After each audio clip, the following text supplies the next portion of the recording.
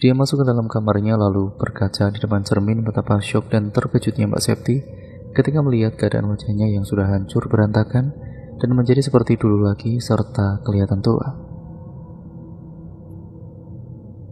Mbak Septi takut kalau nantinya Mas Daniel akan menjauhi Mbak Septi dan tidak mau lagi berhubungan dengan Mbak Septi.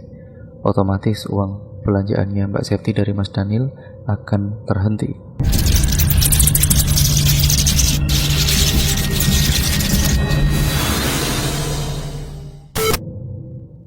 Mas, masa kita mau begini-begini terus? Kamu coba cari kerjaan yang lain saja, Mas. Jangan cuma di rumah saja kamu. Nganggur-ngangguran gak jelas gitu, Mas, ucap Mbak Septi.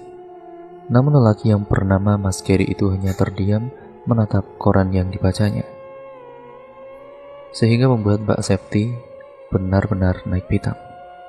Pada akhirnya, anaknya sendiri yang menjadi korban emosinya Mbak Septi. Anak kecil yang tidak berdosa itu harus mendapatkan jeweran pada telinganya.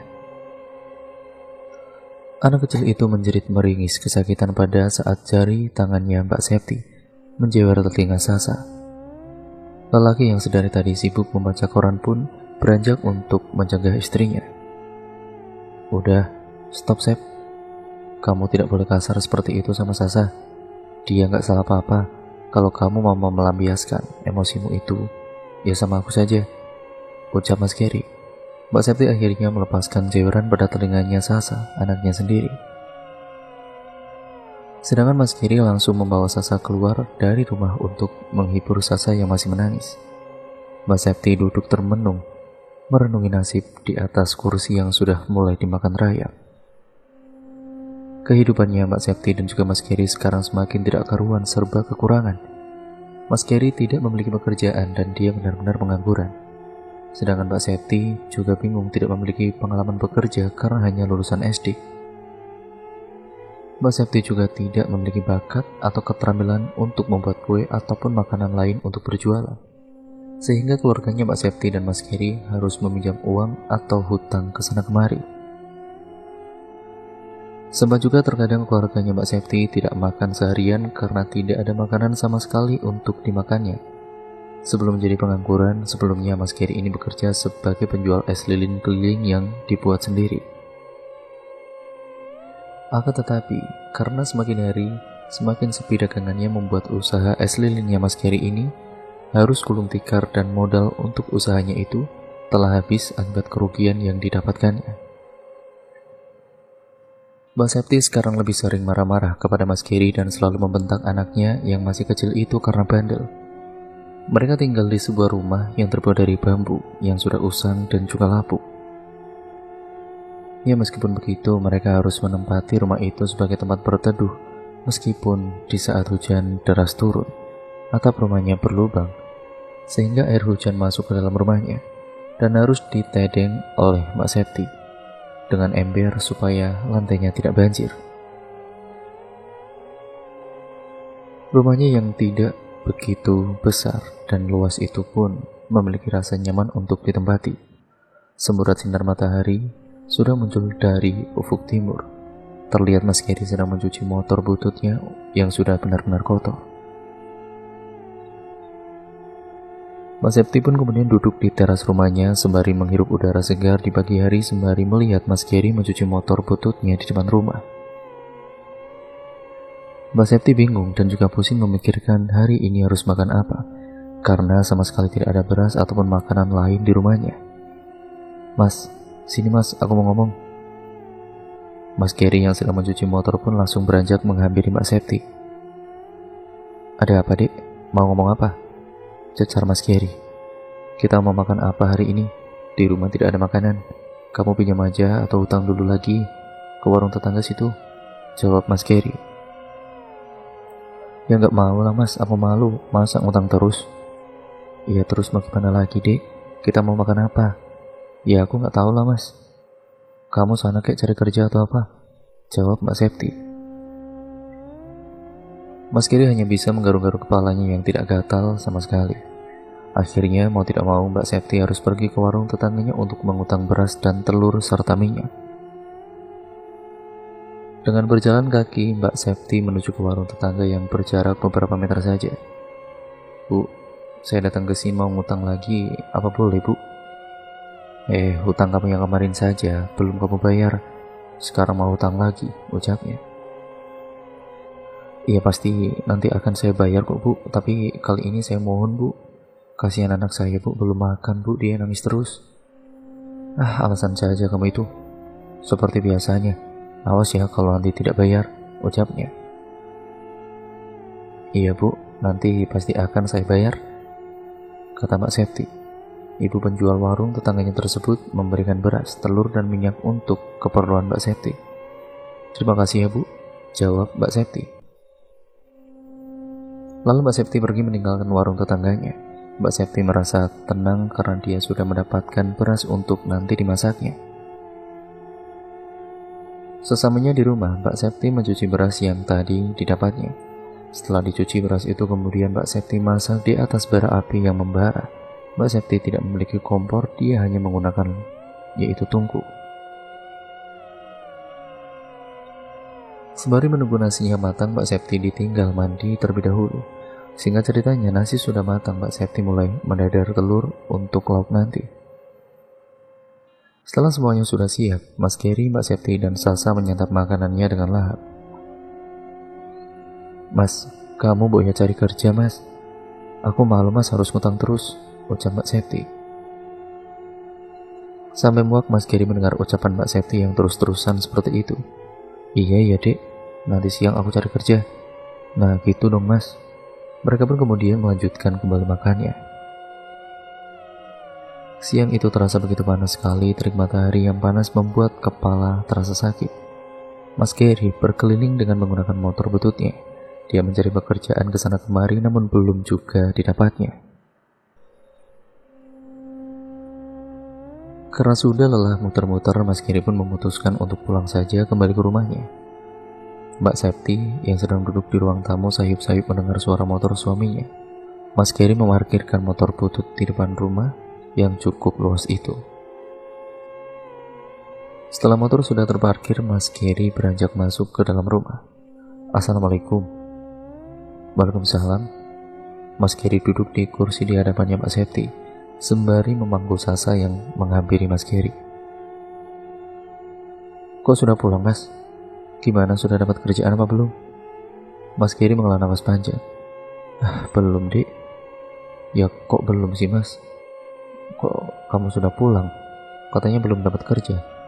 Aku kan bilang kalau belum dapat kerjaan kan jangan pulang dulu, ucap Mbak Septi. Aku capek dek, apalagi suasananya sangat panas sekali, aku gak kuat. Ya ampun mas, cuman gara-gara panas saja kamu lelah dan menyerah mas. Dulu juga kamu berjualan keliling itu gak apa-apa mas panasan, Mbak Septi menimpali. Iya nanti besok aku cari kerja lagi dek. Ya kalau kamu gini terus aku bisa ninggalin kamu mas. Ya kamu jangan ngomong gitu dong, sabar dek, kata Mas Geri. Tanpa menjawab pertanyaan dari suaminya, Mbak Septi langsung beranjak pergi masuk ke dalam kamar meninggalkan Mas Geri dan Sasa. Bra! Terdengar suara hentakan pintu kamar yang disengaja digebrak oleh Mbak Septi. Mas Geri hanya bisa mengelus dada dan beristighfar. Singkat ceritanya, hari berikutnya Mas Geri mencari pekerjaan lagi ke sana kemari. Dia mencari pekerjaan, tapi tetap saja hasilnya nihil. Mas Geri belum juga mendapatkan pekerjaan sama sekali. Di jalan utama desa, Mas Geri pun melihat sebuah pos ronda. Dia berhenti sejenak di pos ronda tersebut untuk istirahat. Ternyata di sana sudah ada seorang bapak-bapak yang tengah menikmati secangkir kopi. Permisi pak, saya mau numpang istirahat di sini. Oh iya mas, silakan mas. Masnya dari mana? Saya habis cari kerjaan ke sana kemari pak, tapi belum dapat juga. Wah, kebetulan saya masih butuh pekerja untuk bertani di sawah saya. Masnya mau nggak? Ya, yang benar pak. Iya saya mau pak, jawab Mas Geri dengan spontannya. Daripada menganggur dan istrinya ngomel-ngomel, marah-marah terus, akhirnya Mas Geri pun mengambil tawaran pekerjaan tersebut. Mereka saling berbincang-bincang di pos ronda itu. Mas Geri juga diberikan sebatang rokok oleh bapak itu. Namun Mas Geri yang tidak merokok menolak pemberian rokok itu. Ini Mas, rokok. Wah, maaf Pak, saya tidak merokok, jawab Mas Gary. Karena hari sudah mulai sore, Mas Gary berpamitan kepada bapak tersebut. Pak, saya pamit pulang dulu ya Pak, udah sore. Oh iya Pak, saya bisa mulai kerjanya kapan ya Pak? Besok kamu datang ke sawah yang ada di depan jalan itu pagi jam 7 ya, jawabnya. Mas Gary segera beranjak dari pos ronda untuk pulang ke rumahnya sebelum matahari yang sudah berada di ufuk barat menenggelamkan wujudnya. Dengan laju yang tidak terlalu cepat, Mas Gary kemudian mengendarai motor butut sembari menikmati suasana sore hari angin sepoi-sepoi. Beberapa saat kemudian Mas Gary sampai di halaman rumahnya dan kemudian Mas Gary ini memarkirkan motornya. Terlihat Mbak Septi sedang menyapu teras rumah. Assalamualaikum. Waalaikumsalam. Kamu sudah pulang Mas? Iya ini Dek, ayo masuk Dek. Mas Gary dan juga Mbak Septi masuk ke dalam rumah dan mereka berbincang-bincang. Sedangkan Sasa anaknya sedang asik bermain dengan boneka. Gimana Mas? Kamu sudah dapat pekerjaan? Tanya Mbak Septi penasaran. Udah Dek, alhamdulillah. Kerja apa Mas, di mana? Kerja di tempat juragan sawah Dek, besok mulai kerja. Petani Mas? Tanya Mbak Septi. Nah iya Dek, jawab Mas Gary dengan singkat. Baguslah kalau begitu, sudah dapat pekerjaan. Kemudian keesokan harinya Mas Gary pun mulai berangkat bekerja untuk hari pertama. Mas Gary menggarap sawah milik juragan yang ada di desa. Dengan terampil dan rajin Mas Gary menggarap sawahnya. Hari sudah siang, Mas Gary pun istirahat bersama dengan para petani yang lainnya. Mas Gary menyantap teh hangat dan pisang goreng yang sudah disediakan juragan. Sembari menikmati angin sepoi-sepoi di tengah-tengah sawah, Mas Gary menyantap hidangan. Terdengar sayup-sayup suara burung berkicau syahdu. Karena beberapa menit kemudian Mas Gary istirahat, dia kemudian melanjutkan kembali pekerjaannya. Singkat ceritanya, Mas Gary sudah mendapatkan uang bayaran dari juragan dan uang tersebut langsung diberikan kepada istrinya. Ini Dek, uang bayaran pertama, ucap Mas Gary. Sedikit banget sih Mas, segini mana cukup, kalau Mbak Septi. Ya kamu itu harus bersyukur Dek, sabar juga. Nanti sedikit demi sedikit kan insya Allah bisa lebih baik, ucap Mas Gary. Dengan wajah yang masih saja murung, Mbak Septi meninggalkan Mas Gary. Hingga akhirnya Mbak Septi pergi entah kemana meninggalkan anak dan suaminya. Mbak Septi pergi bersama temannya yang dulu di rumah orang tuanya. Ternyata Mbak Septi ini sudah janjian untuk ketemuan. Mereka ketemuan di sebuah taman dan Mbak Septi sudah lama sekali tidak pernah bertemu dengan Ranti. Ranti, apa kabar? Alhamdulillah, baik Sep. Kamu kok kelihatan kurus kusam, tidak terawat seperti dulu lagi ya? Kenapa? Iya Ran, aku tidak bahagia hidupnya menderita dan juga sengsara nih. Ucap Mbak Septi seperti itu. Ya ampun, kasihan banget sih kamu Sep. Kamu sekarang makin cantik dan bersinar sekali Ran. Sepertinya kamu juga sudah kaya raya ya sekarang. Ah, kamu itu bisa aja, timbal Ranti. Kasih tahu rahasianya dong Ran, aku juga kan mau kayak kamu. Namun Ranti, temannya Mbak Septi itu hanya senyum-senyum kepada Mbak Septi.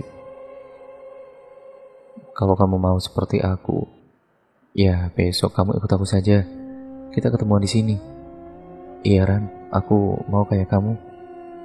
Mereka saling berbincang-bincang untuk melepas rasa rindunya yang sudah lama sekali tidak pernah bertemu. Singkat ceritanya, keesokan harinya Mbak Septi berpamitan kepada Mas Gary untuk pergi dengan Ranti. Loh kamu mau kemana Dek? Pagi-pagi gini sudah rapi, tanya Mas Gary.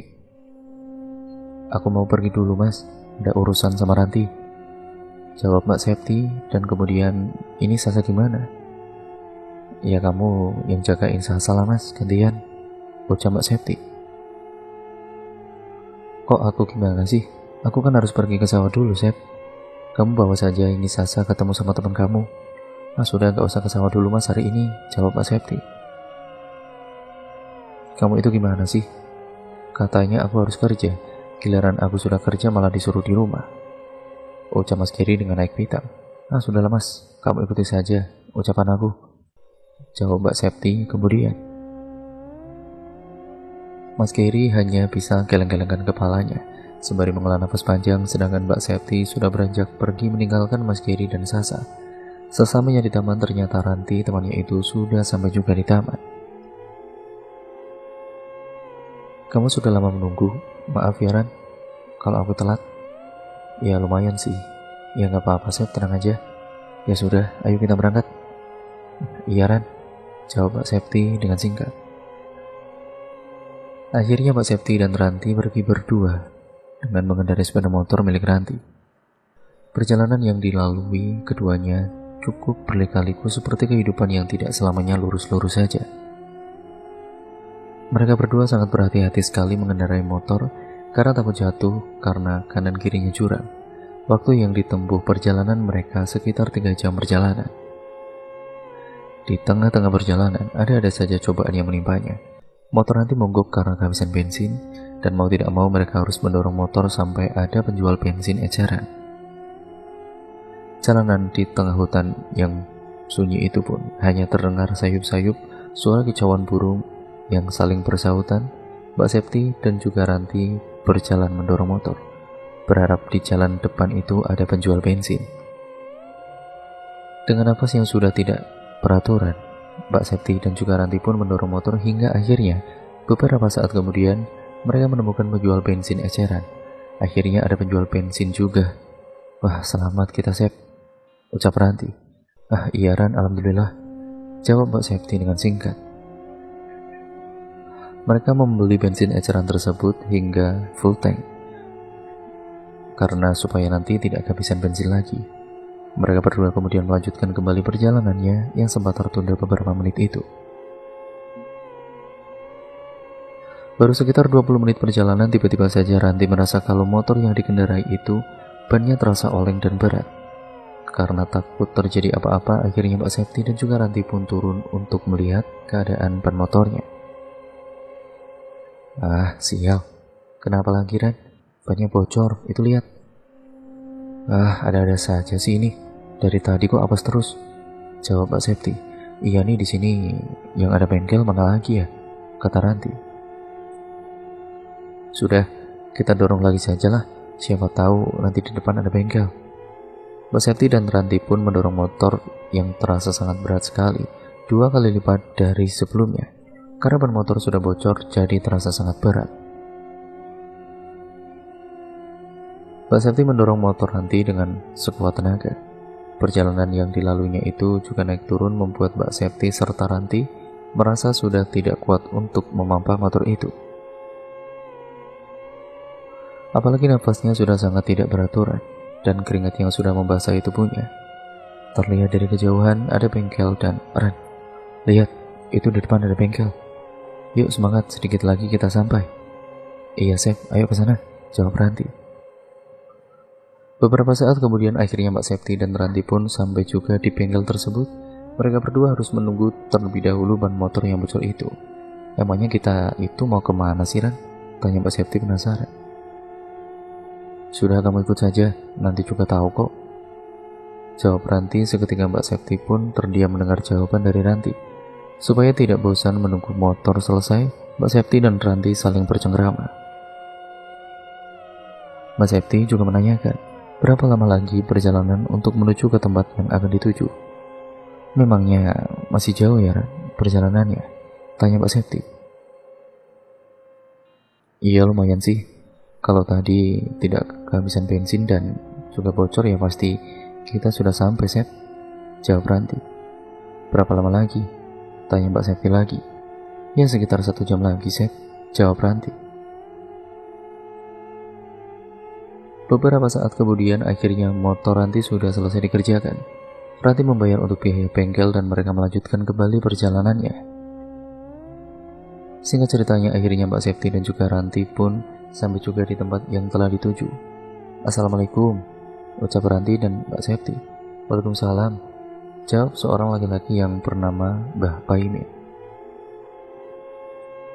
Silakan masuk, ucapnya menimpali. Ranti dan juga Mbak Septi pun duduk di dalam ruang tamu Mbah Parmin. Mbak Parmin ini adalah seorang ahli supranatural. Mau apa kalian datang ke sini? Tanya Mbak Parmin. Ini Mbak, teman saya mau seperti saya, ucap Ranti. Kamu yakin mau melakukan pasang susuk sama seperti yang dipakai dengan Ranti? Tanya Mbak Parmin. Septi, yang tidak tahu apa-apa, sempat kebingungan dengan apa yang dikatakan oleh Mbak Parmin. Mbak Septi menatap lekat pada kedua matanya Ranti. Sudah, kamu ceritakan saja semua masalah kehidupanmu dengan Mbak Parmin ini, ucap Ranti. Mbak Septi pun menceritakan keinginannya supaya wajahnya bisa berseri dan ingin hidup yang sekarang dijalani berubah menjadi seperti yang dialami oleh Ranti. Kalau Ranti dia menggunakan susuk pemikat untuk memikat lawan jenis, apa kamu yakin ingin menggunakan susuk juga seperti Ranti? Saya yakin, Mbah. Tapi banyak ritual yang harus kamu lakukan, kata Mbak Parmin. Apa ritualnya, Mbah? Tanya Mbak Septi penasaran. Kamu harus melakukan tirakat puasa mutih terlebih dahulu selama 3 hari. Nanti hari ketiga kamu datang lagi ke sini karena akan dilakukan pemasangan susuk setelah maghrib, ucap Mbak Parmin. Maksudnya bagaimana, Mbah? Tanya Mbak Septi karena belum paham. Puasa mutih ini, kamu hanya boleh makan nasi putih dan air putih saja selama 3 hari, tidak boleh makan ataupun meminum yang berwarna-warna dan juga memiliki rasa, jawab Mbak Parmin. Baiklah, saya mengerti, Mbah, jawab Mbak Septi. Akhirnya Mbak Septi dan Ranti pun pulang terlebih dahulu untuk menjalankan puasa mutih di rumah. Mas Kiri yang melihat istrinya merasa aneh karena memakan nasi putih dan air putih saja. Dek, kenapa kamu makannya gak sama lauk? Tanya Mas Kiri. Pakai lauk gimana, Mas? Uang saja tidak punya, mau beli apa kita? Uang dari hasil kerja kamu saja sudah habis, karena aku bilang kan itu tidak cukup, jawab Pak Septi beralasan. Mas Kiri tidak melanjutkan kembali pembicaraannya karena takut malah semakin panjang masalahnya.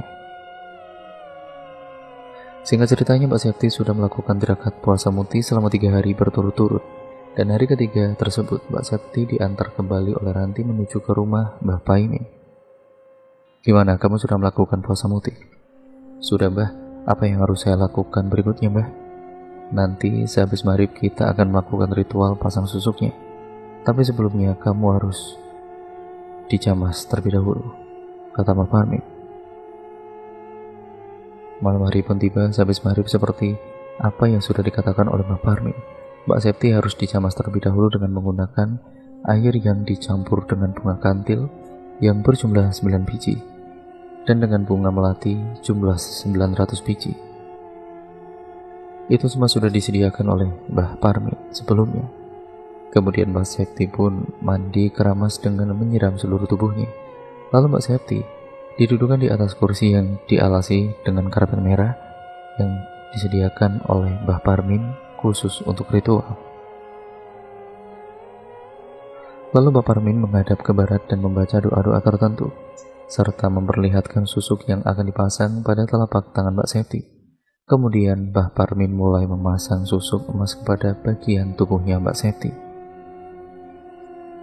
Mbak Septi akan memasang susuknya pada bagian bibir, mata, dan vaginanya.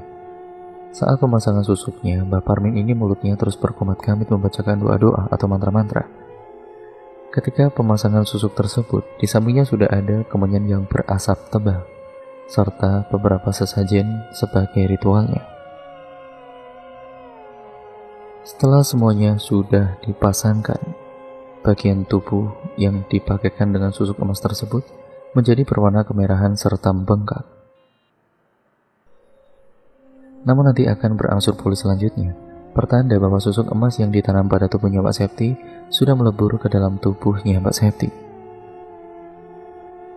Sesudah memasang susuk, Mbah Parmin pun memberikan pantangan yang harus dijalankan, ataupun intinya untuk dijauhi oleh Mbak Septi. Kamu harus jauhi pantangan dari memasang susuk ini. Pantangannya apa, Mbah?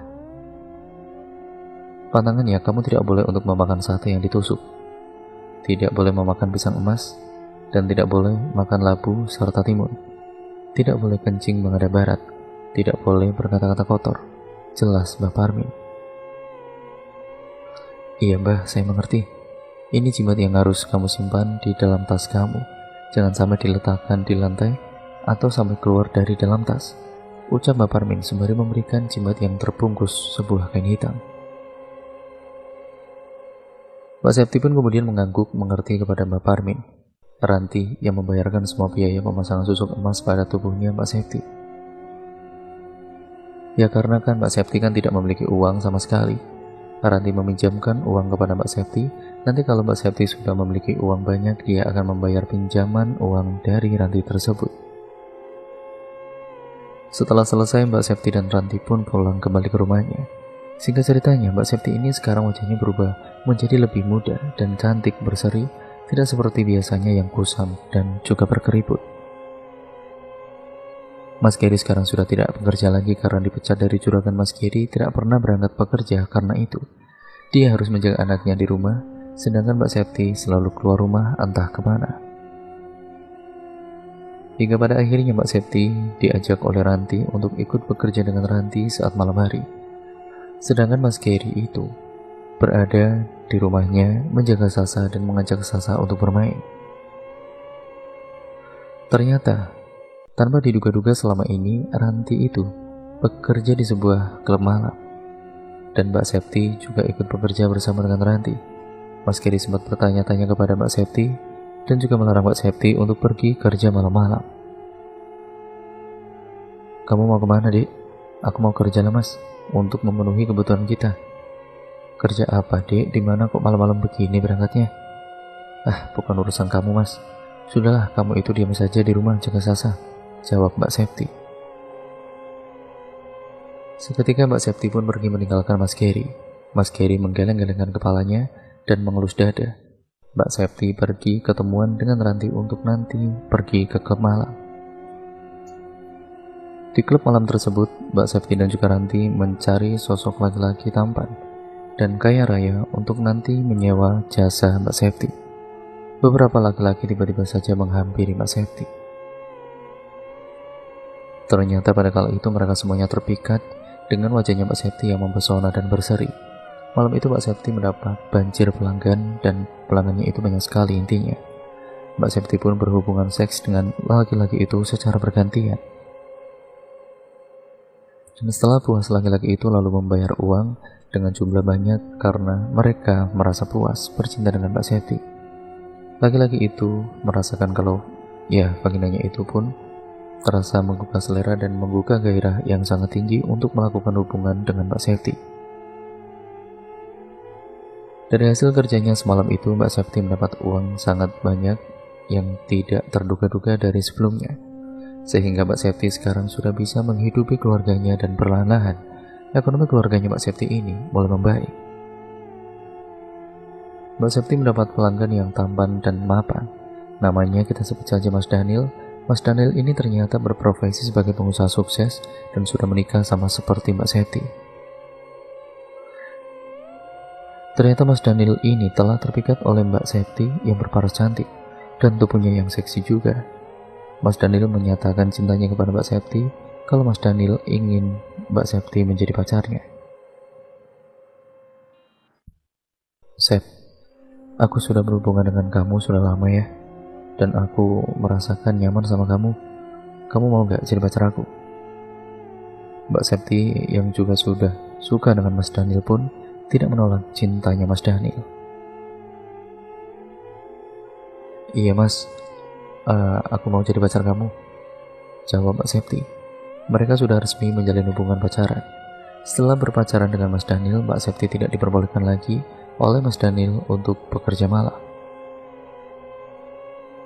Karena Mas Daniel sendiri yang akan menghidupi dan memenuhi semua kebutuhannya Mbak Septi apapun itu.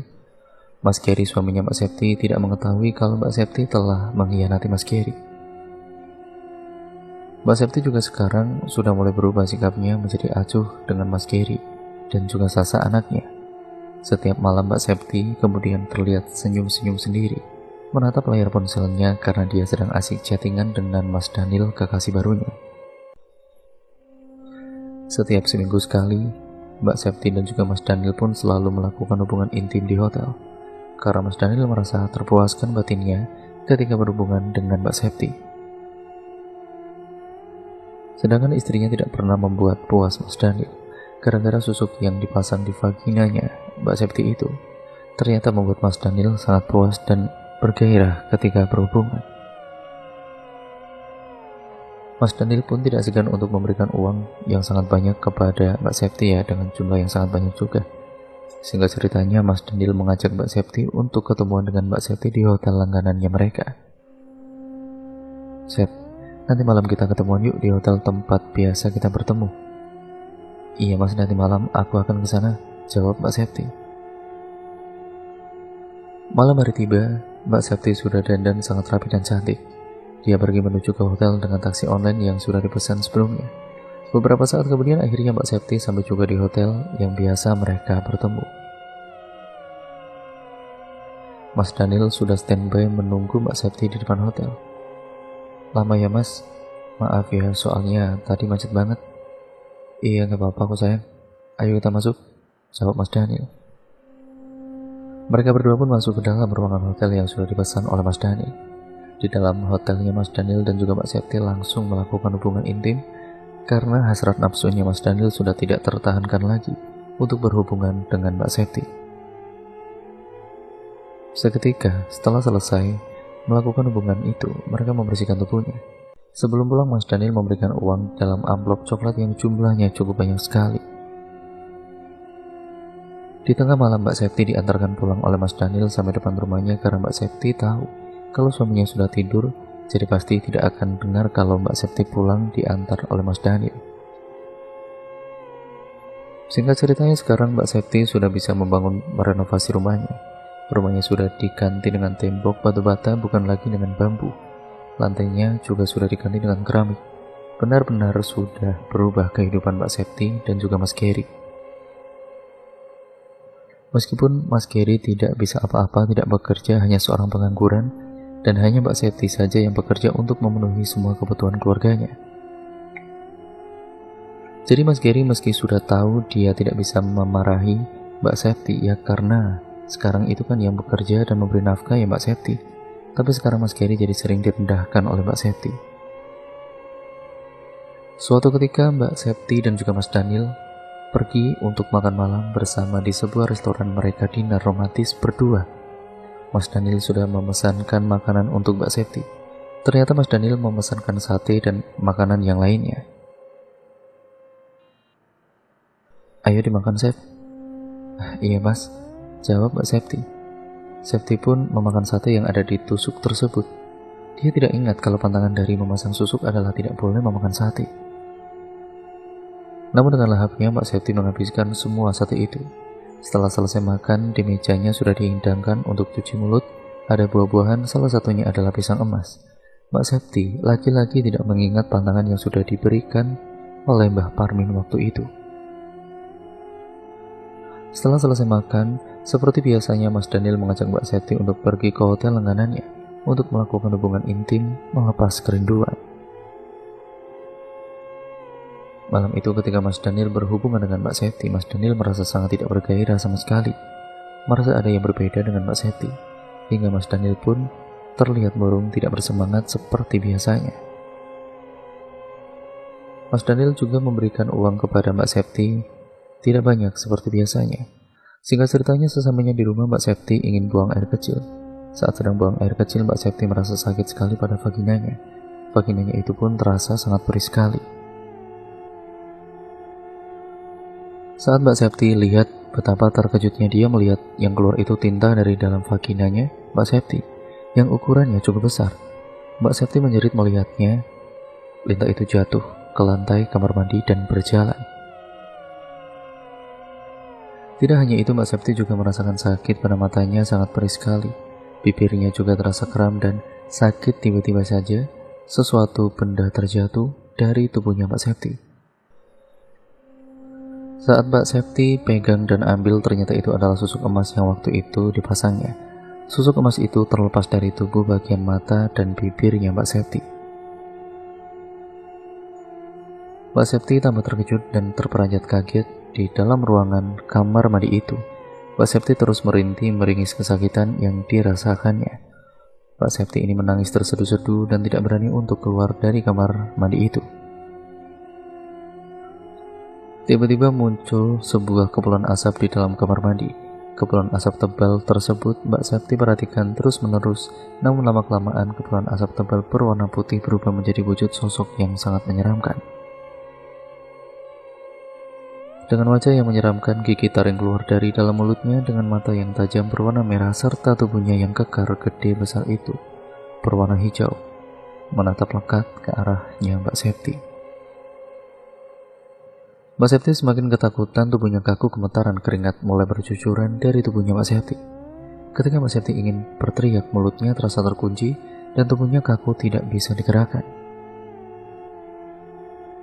Beberapa saat kemudian sosok tersebut menghilang dengan sendirinya. Mbak Septi pun merasa lega. Mbak Septi langsung bergegas untuk keluar dari dalam kamar mandinya. Dia masuk ke dalam kamarnya lalu berkaca di depan cermin. Betapa syok dan terkejutnya Mbak Septi ketika melihat keadaan wajahnya yang sudah hancur berantakan dan menjadi seperti dulu lagi serta kelihatan tua. Mbak Septi takut kalau nantinya Mas Daniel akan menjauhi Mbak Septi dan tidak mau lagi berhubungan dengan Mbak Septi. Otomatis uang belanjaannya Mbak Septi dari Mas Daniel akan terhenti. Mbak Septi benar-benar terus merintih kesakitan pada bagian mata dan juga bibir serta vaginanya. Keesokan harinya Mas Gary yang melihat Mbak Septi yang berubah menjadi seperti dulu lagi, bahkan lebih tidak karuan. Mas Gary terkejut. Ya ampun Dek, wajah kamu kok lebam seperti itu, kenapa? Gak apa-apa Mas, ini alergi saja kok. Alergi sama krim yang baru aku pakai, ucap Mbak Septi memberi alasan dan sembari menahan rasa sakitnya. Ya sudah, jangan dipakai lagi ya, kata Mas Gary. Singkat ceritanya, Mas Daniel menghubungi Mbak Septi lagi untuk berhubungan intim dengan Mbak Septi di hotel biasanya. Mbak Septi pun datang dan pertama kali Mas Daniel melihat wajahnya Mbak Septi yang sudah berubah tidak seperti dulu lagi, Mas Daniel pun terkejut. Wajah kamu kenapa jadi seperti itu, Sep? Iya mas, soalnya aku salah pakai krim jadi alergi. Oh gitu, jawab Mas Daniel dengan singkat. Mereka pun melakukan hubungan badan seperti biasanya, tapi kali ini Mas Daniel menghentikan secara paksa karena merasa tidak bergairah sama sekali, dan langsung pergi begitu saja dengan meninggalkan uang untuk Mbak Septi. Karena vaginanya Mbak Septi sudah tidak seperti dulu lagi, rasanya Mbak Septi menahan rasa sakitnya Mbak Septi. Mbak Septi ini masih tetap saja berada di dalam hotel.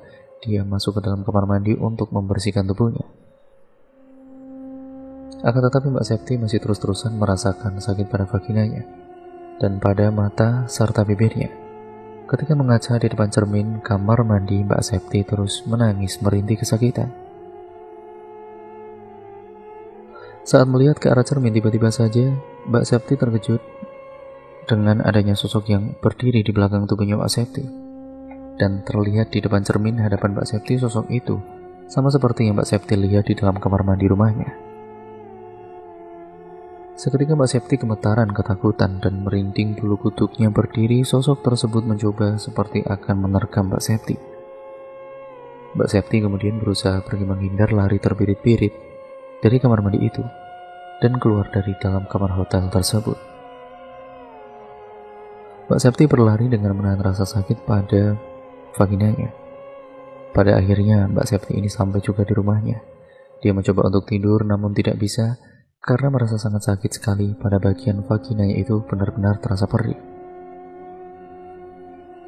Ketika sedang merebahkan tubuhnya, Mbak Septi melihat ada bayangan hitam di hadapannya yang melayang. Mbak Septi pun kemudian menutup wajahnya dengan selimutnya. Mbak Septi mencoba berusaha untuk tidur, dan di dalam tidurnya Mbak Septi ini bermimpi sosok tinggi besar berwarna hijau itu datang ke dalam mimpinya Mbak Septi. Dia sangat ketakutan hingga teriak-teriak. Mas Gary yang ada di sampingnya Mbak Septi itu mendengar teriakan Mbak Septi lalu mencoba membangunkan Mbak Septi. Sep, bangun Sep, kamu kenapa? Ucap Mas Gary sembari menggoyangkan tubuhnya Mbak Septi. Beberapa saat kemudian, Mbak Septi pun terperanjat bangun dengan tubuhnya penuh dengan keringat dan napasnya yang tidak beraturan. Mas Giri pergi ke dapur untuk mengambilkan segelas air putih untuk Mbak Septi. "Ini minum dulu, Dek, biar tenang, Dek." Dengan perlahan-lahan, Mbak Septi meneguk air putih itu hingga habis. Singkat ceritanya, keesokan harinya Mbak Septi pergi ke tempat Mbah Parmin sendirian dengan menggunakan sepeda motor barunya. Beberapa jam kemudian Mbak Septi pun sampai di rumahnya Mbah Parmin. Dia memarkirkan sepeda motornya di halaman rumah Mbah Parmin. "Assalamualaikum," ucap Mbak Septi sembari mengetuk pintu. "Waalaikumsalam, silakan masuk," terdengar sahutan salam dari balik pintu. Mbah Parmin yang membukakan pintu dan terkejut ketika melihat wajahnya Mbak Septi. "Silakan masuk," ucap Mbah Parmin. "Kamu sudah melakukan pantangan, makanya kamu menjadi seperti ini." "Iya Mbak, saya baru ingat kalau saya tidak boleh memakan sate ya Mbak, dan juga pisang emas." "Ya, karena saya lupa saya telah memakan sate dan pisang emas itu," jawab Mbak Septi. "Maka dari itu, saya benar-benar, tolong Mbah, saya mau kembali seperti dulu lagi Mbah. Tolong pasangkan susuknya Mbah." "Bisa, tapi kamu harus melakukan ritual ranjang selama 40 hari. Bagaimana?" ucap Mbah Parmin. Mbak Septi yang tidak mau terlalu lama kehilangan Mas Daniel. Dia akan melakukan apapun karena Mbak Septi sudah sangat mencintai Mas Daniel. "Apa tidak ada cara lain Mbah?" tanya Mbak Septi. "Ada. Kalau kamu mau cepat kaya, kamu bisa melakukan pesugihan menikah dengan genderuwo," ucap Mbak Parmin. Tapi tanpa pikir panjang, Mbak Septi pun menyetujui akan hal itu untuk melakukan pesugihan menikah dengan genderuwo.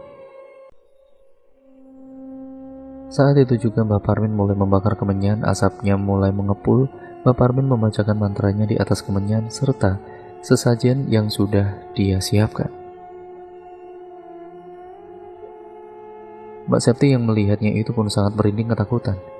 Hembusan angin kencang masuk ke dalam ruangan tempat prakteknya Mbah Parmin. Bau bangkai menyeruak ke dalam hidungnya Mbak Septi. Dia sangat bergidik ngeri, bulu tengguknya pun ikut berdiri. Seketika terdapat kepulan asap hitam berada di belakang tubuhnya Mbah Parmin. Kepulan asap hitam tersebut berubah menjadi sosok tinggi besar yang sangat menyeramkan.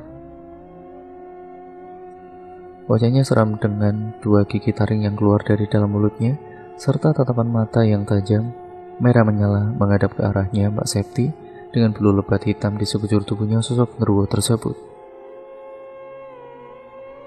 Serta sosok genderuwo itu melihat ke arahnya Mbak Septi sembari tangannya mengelus sebuah benda yang berbentuk panjang seperti tongkat satpam, melekat di bagian bawah perutnya sosok genderuwo tersebut. Mbak Septi yang melihat penampakan itu sangat ketakutan. Tubuhnya gemetaran, tapi meskipun begitu Mbak Septi sudah memilih jalan untuk menikah dengan sosok genderuwo demi mendapatkan harta dari sosok genderuwo tersebut. Lalu Mbah Parmin menceritakan kepada Mbak Septi untuk pergi masuk ke dalam kamarnya Mbah Parmin untuk nantinya melakukan ritual bersetubuh dengan sosok genderuwo itu. Mbak Septi menuruti apa yang dikatakan oleh Mbah Parmin. Dan saat di dalam kamar yang tertutup, Mbak Septi sangat ketakutan karena sosok genderuwo tersebut mencoba untuk mendekati tubuhnya Mbak Septi. Akhirnya sosok genderuwo itu mulai menyetubuhi Mbak Septi. Mbak Septi yang tadinya merasa kesakitan, kini malah menjadi keenakan. Dan seketika wajahnya Mbak Septi yang tadinya penuh dengan luka di matanya dan bibirnya yang lebam itu, seketika sembuh menjadi cantik kembali. Vaginanya Mbak Septi juga sudah tidak lagi terasa sakit. Setelah selesai melakukan ritual dengan sosok genderuwo tersebut, Mbak Septi menghampiri Mbah Parmin. "Ingat, kamu tidak boleh berhubungan badan dengan orang lain kecuali dengan sosok genderuwo itu. Sosok genderuwo itu adalah suamimu," ucap Mbah Parmin. Baik Mbah," jawab Mbak Septi. "Selama 3 hari ini kamu akan didatangi oleh sosok genderuwo dan kamu serta sosok genderuwo itu harus melakukan persetubuhan selama 3 hari berturut-turut. Ingat, kalau kamu melanggar, kamu sendiri yang akan celaka," jelas Mbah Parmin. Setelah mengerti semuanya, Mbak Septi pun akhirnya berpamitan pulang kepada Mbah Parmin. Singkat ceritanya, malam harinya Mbak Septi ketika sedang berada di dalam kamarnya, dia mencium aroma bau bangkai dan anjir menyeruak masuk ke dalam hidungnya Mbak Septi. Tidak hanya itu saja, Mbak Septi melihat ada kepulan asap di dalam kamarnya, dan kepulan asap tersebut berubah menjadi sosok genderuwo yang menyeramkan. Sosok genderuwo itu mendekati tubuhnya Mbak Septi untuk melakukan persetubuhan. Sedangkan Mas Gary, suaminya yang berada di samping tidurnya itu pun sudah tertidur pulas. Keesokan harinya ketika Mbak Septi membuka lemari kamar mau mengembalikan pakaiannya, Mbak Septi terkejut ketika melihat di lemarinya itu terdapat banyak sekali uang yang sudah bertumpukan. Tidak hanya uang saja yang jumlahnya banyak, akan tetapi ada beberapa perhiasan yang selama ini Mbak Septi itu melihatnya dengan jumlah banyak di lemarinya. Wah, jadi kaya raya beneran ya aku. Ternyata dengan bersetubuh dengan genderuwo, aku bisa jadi kaya raya seperti ini, gumam Mbak Septi dalam hati. Dan ketika Mbak Septi sedang duduk bersama dengan anaknya Sasa di depan televisi, Mbak Septi terperanjat kaget ketika melihat ada pesan masuk dari Mas Daniel. Mas Daniel mengajak Mbak Septi untuk ketemuan besok pagi.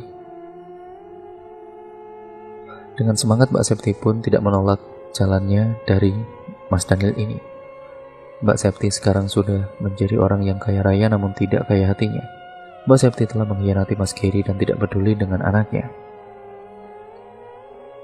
Singkat ceritanya, pagi berikutnya Mbak Septi bersiap-siap untuk pergi ketemuan dengan Mas Daniel. Setelah beberapa hari Mbak Septi sudah tidak pernah bertemu dengan Mas Daniel, Mbak Septi seperti berbunga-bunga, seperti anak muda yang tengah jatuh cinta. Dengan menggunakan mobilnya yang baru dibeli oleh Mbak Septi sendiri, dia mengemudikan mobilnya menuju ke sebuah taman untuk bertemu dengan Mas Daniel. Sesamanya di taman, Mas Daniel terkejut dan terkesima melihat penampilannya Mbak Septi yang sudah seperti dulu lagi. Mas Daniel pun kembali menjalin hubungan lagi dengan Mbak Septi.